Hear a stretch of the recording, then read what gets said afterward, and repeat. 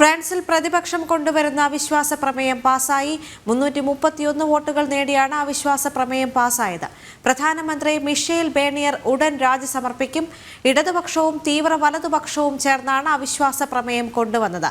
വോട്ടെടുപ്പില്ലാതെ budget പാസാക്കുന്നതിന് പ്രധാനമന്ത്രി ശ്രമം നടത്തിയതായി പ്രതിപക്ഷത്തെ അവിശ്വാസ നീക്കത്തിന് പ്രേരിപ്പിച്ചത്. ഐസൻ ജോസ് ചെയ്യുന്നുണ്ട്.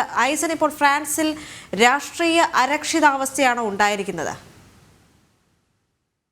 തീർച്ചയായും ദേവിക, ഫ്രാൻസിൽ ഒരു രാഷ്ട്രീയ അരക്ഷിതാവസ്ഥ തന്നെ ഉടലെടുത്തിരിക്കുന്നു എന്നതൊരു യാഥാർത്ഥ്യമാണ്. ഇക്കഴിഞ്ഞ ദിവസമാണ് പ്രധാനമന്ത്രി മിഷേൽ ബേർണിയർ ഇത്തരത്തിലൊരു നീക്കം നടത്തിയത്. അതായത് ഭൂരിപക്ഷം ലഭിക്കില്ല എന്ന ബോധ്യമുണ്ടായതിനെ തുടർന്ന് ഭൂരിപക്ഷമില്ലാതെ വോട്ടെടുപ്പില്ലാതെ ബജറ്റ് ബിൽ പാസ്സാക്കുന്നതിനുള്ള ഒരു നീക്കം അദ്ദേഹം നടത്തിയത്. ഉടൻ തന്നെ പ്രതിപക്ഷത്തെ ചൊടിപ്പിക്കുകയായിരുന്നു. തീവ്ര ഇടതുപക്ഷവും അതുപോലെ തന്നെ ഇടതുപക്ഷവും തീവ്ര വലതുപക്ഷ കക്ഷികളും ചേർന്ന് ഉടൻ തന്നെ അവിശ്വാസ പ്രമേയത്തിന് നോട്ടീസ് നൽകിയ നടപടികളിലേക്ക് നീങ്ങുകയായിരുന്നു.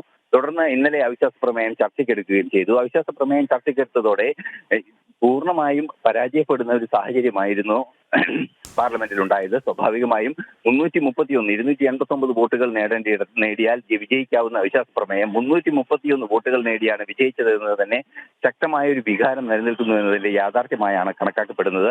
സ്വാഭാവികമായും ഉടൻ തന്നെ രാജിവെക്കാനുള്ള തയ്യാറെടുപ്പാണ് ബേർണിയർ നടത്തിയത്. രാജിവെക്കുമെന്ന് അദ്ദേഹം അറിയിക്കുകയും ചെയ്തു.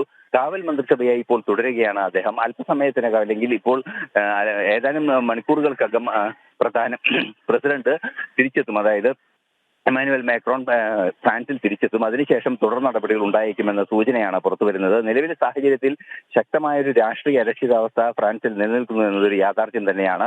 ശക്തമായൊരു മുന്നേറ്റം തെരഞ്ഞെടുപ്പിൽ ഇടതുപക്ഷ തീവ്ര വലതുപക്ഷ കക്ഷികളെല്ലാം തന്നെ നടത്തിയതിന് പിന്നാലെ ഇത്തരത്തിലൊരു നീക്കം നടന്നത് ഏറെ ഗൗരവമർഹിക്കുന്ന ഒരു വിഷയമായി തന്നെ നിരീക്ഷകർ ചൂണ്ടിക്കാണിക്കുന്നുണ്ട്. 1962 ശേഷം ആദ്യമായാണ് ഫ്രാൻസിൽ ഇത്തരത്തിൽ ഒരു പ്രധാനമന്ത്രി അവിശ്വാസ പ്രമേയത്തെ തുടർന്ന് രാജിവെക്കേണ്ട സാഹചര്യം ഉണ്ടായത്. മറ്റൊരു പ്രധാന സംഭവം കൂടി എടുത്തു പറയേണ്ടത് 3 മാസം മുമ്പാണ് മിഷേൽ ബേർണിയറെ നിയമിച്ചത് പ്രധാനമന്ത്രിയായി.